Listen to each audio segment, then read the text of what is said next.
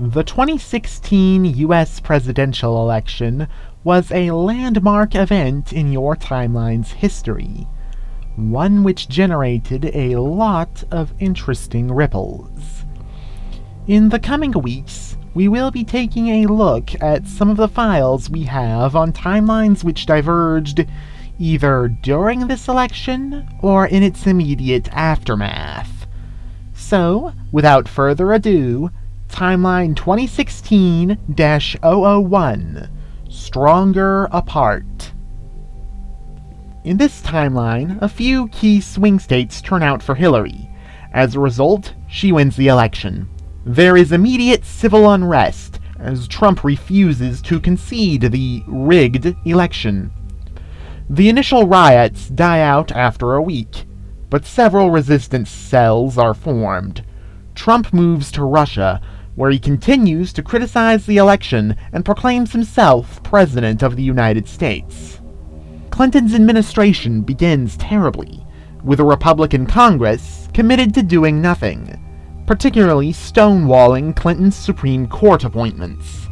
Eventually, Congress tries to impeach her over the Clinton Foundation scandal.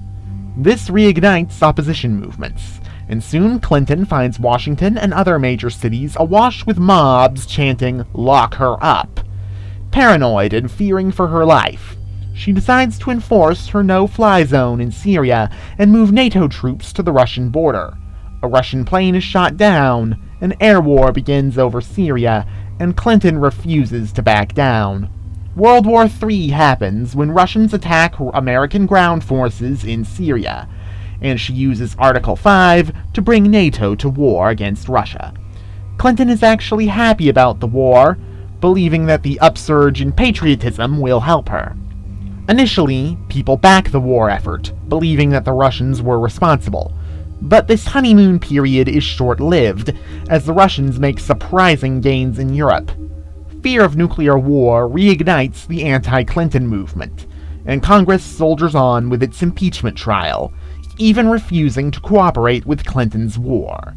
Clinton extends the executive power further than any other president in prosecuting her war, which has become very unpopular among the people. Allegations that Clinton is an out-of-control tyrant and that she is mentally unstable and thus may actually cause a nuclear war spread across the ranks. It doesn't help that Clinton tries to arrest anybody who speaks out against her, even if they were doing so online and not participating in a mass demonstration. Police and soldiers sent to arrest protesters instead joined them, and many military desert, refusing to die for Clinton's war. Clinton eventually declares martial law, which backfires when Texas orders the arrest of all federal agents trying to enforce martial law. Texas secedes from the Union later. Clinton then orders the military to retake Texas, but most refuse, either deserting or joining the Texans. Resistance cells, urged on by Trump, rise up around the country, demanding Clinton's immediate arrest. Many people in the military and even the intelligence community joined them.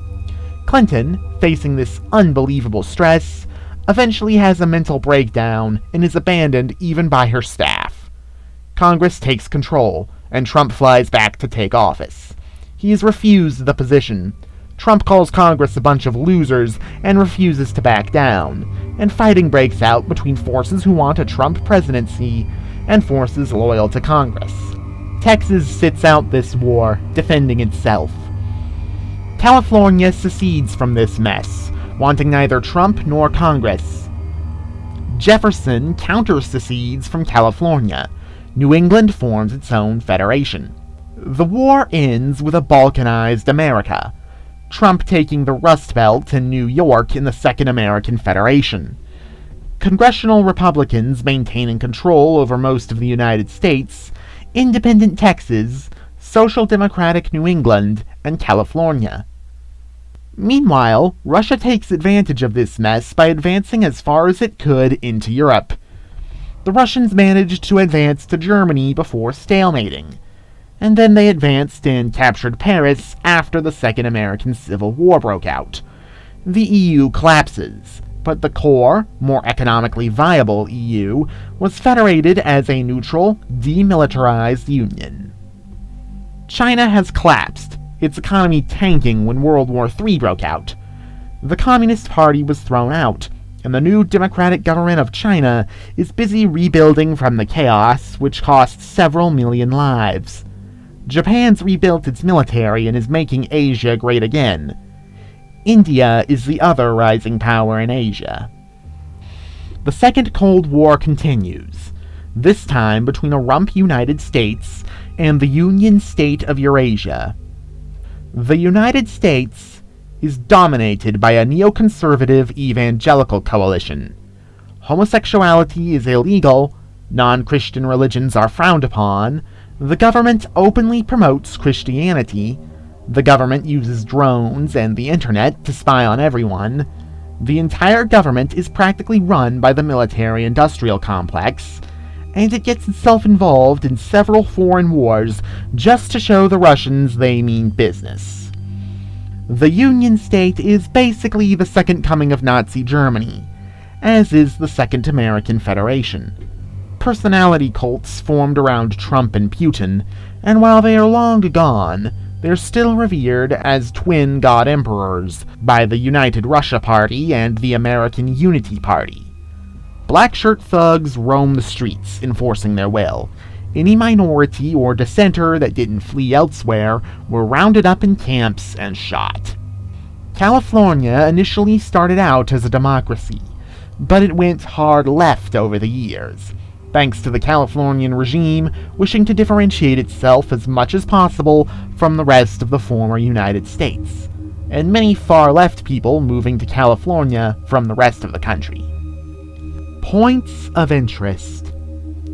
Alaska seceded right after Texas did, sure that their position meant that the Clinton administration could not reclaim them before the Russians swept in.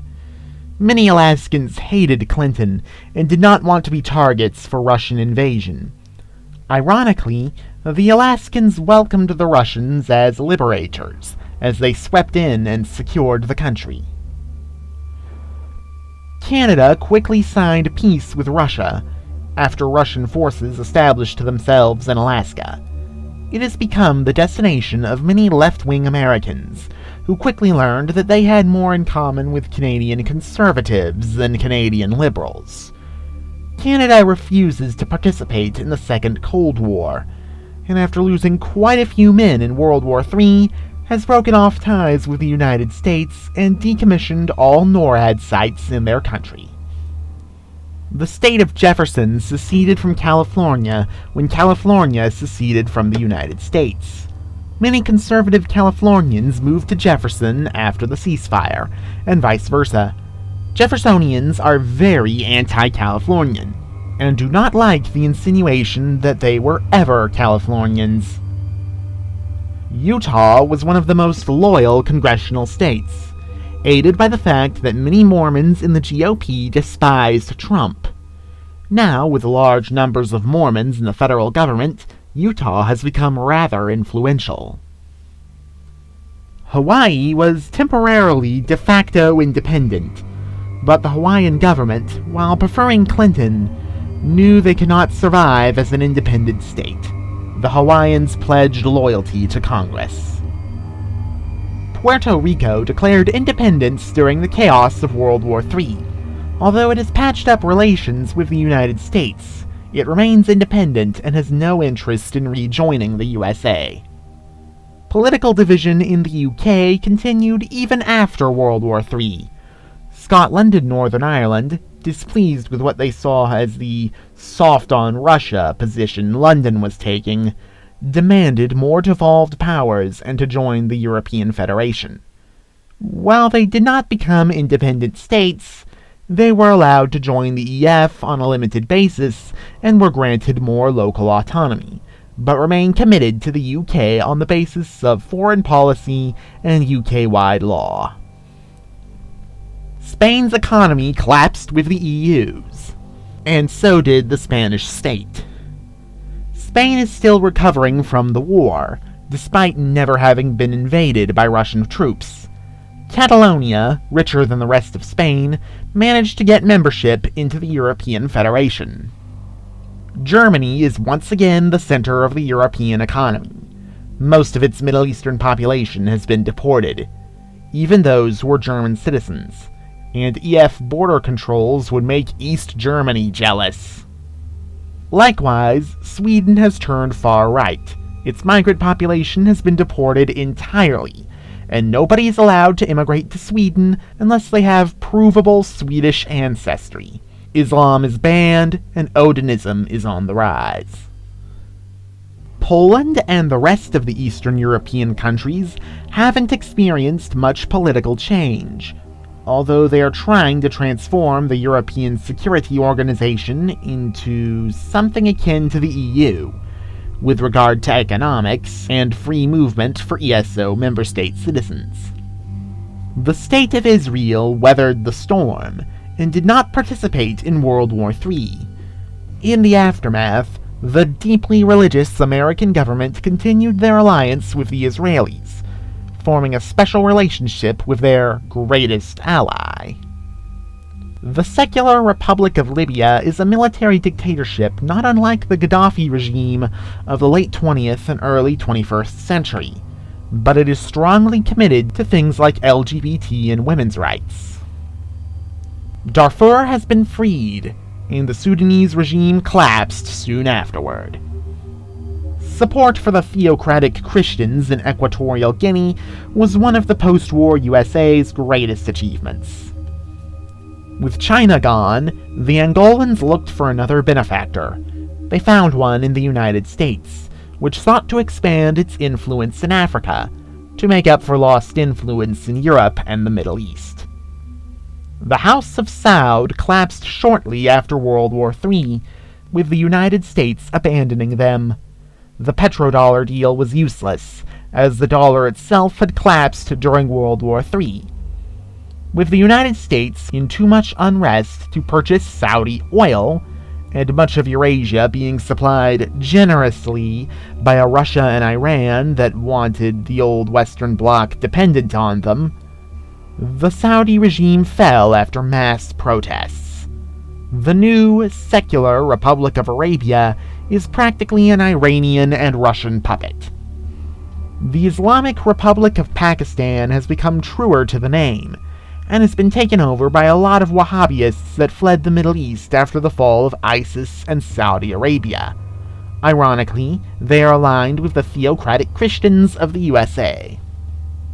North Korea was surprisingly neutral during World War III, as the Russians did not want a rogue nuclear state on their side, and secretly informed the North Koreans that they would invade if North Korea joined either side of the conflict.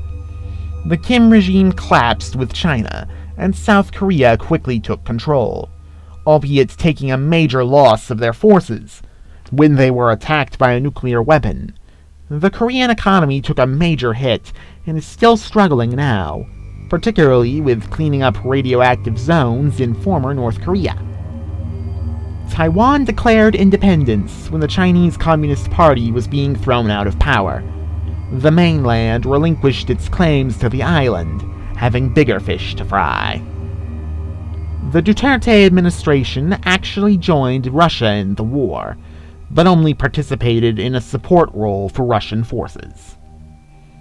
This has been a Persephone Foundation Timeline Reading. Thank you for listening.